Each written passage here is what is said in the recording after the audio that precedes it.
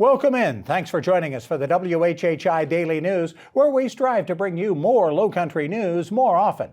I'm Bob Stevens. When the state legislature returns in special session this coming week, maybe its easiest job will be to vote for a new Supreme Court justice. Appeals Court Judge Blake Hewitt has now dropped out of consideration just a couple of days after Jocelyn Newman dropped out, leaving Appeals Court Judge Letitia Verdun as the only nominee remaining. It would put a woman on the High Court again after Kay Hearn reached the mandatory retirement age last year. This year, it's Chief Justice Donald Beatty who has aged out, with Justice John Kittredge rising to become Chief Justice. Verdun will be the third woman to ever sit on the state's highest court.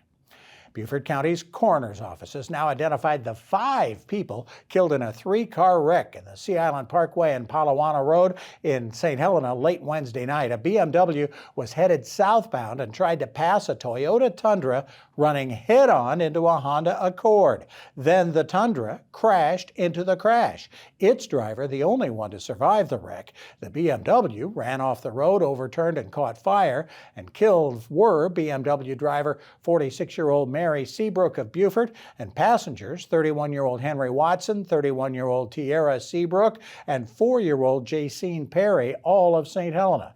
The driver of the Honda, 26-year-old Raymond Dagan of Beaufort, was also killed. Turns out Bradley, the 15-year-old monkey that was on the loose in Walterboro over the weekend, the holiday weekend, was captured dead on Memorial Day. The monkey had escaped its enclosure at home in Colleton County last Thursday. Residents had provided sightings of the Japanese macaque over the holiday weekend, and County Animal Services now reports the monkey was found dead, and there are reports that that monkey had been shot. The State Department of Natural Resources has not yet become involved in the case. Remember all the fuss about the real ID that you would need to fly anywhere in the country?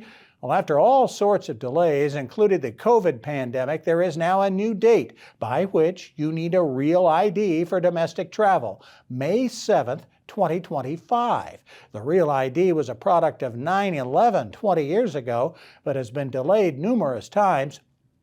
If you don't have one, you need to have original or government-issued copies of documents proving your identity, like a birth certificate or maybe an unexpired passport, 2 proofs of your current address, and your Social Security number. You can find out more at the DMV website.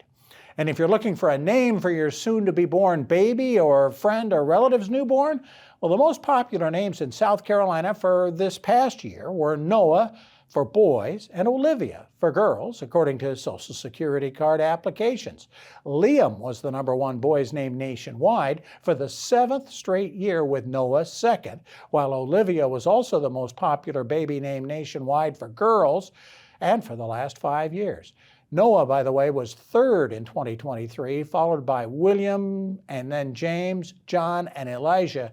The top half-dozen girls' names statewide last year, from Olivia to Charlotte and Amelia to Emma, Ava, and Elizabeth.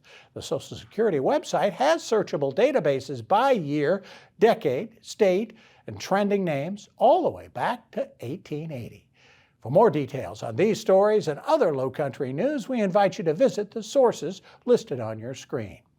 Been a pretty terrific week weather-wise. We're transitioning into summer. Are we going to have more stormy afternoons coming up in the coming week? Maria Soden has the latest.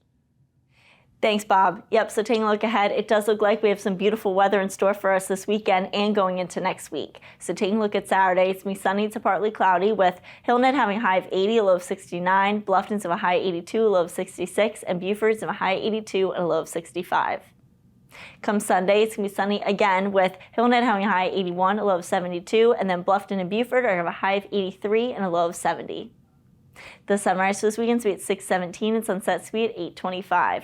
Taking a look at the tides, Saturday, low tide is going to be at 12:31 p.m. and high tide is going to be at 5:41 p.m. And then come Sunday, low tide is going to be at 1:23 p.m. and high tide is going to be at 6:43 p.m. Taking a look into next week, Monday we're going to start the week off. It's going to be cloudy and humid with highs in the mid to upper 80s, lows in the 70s. Then come Tuesday, we're going to see some showers in the morning, but should be clearing up by the afternoon. And then it'll just be sunny to partly cloudy throughout the day. Then we are going to see a late night thunderstorm later in the evening.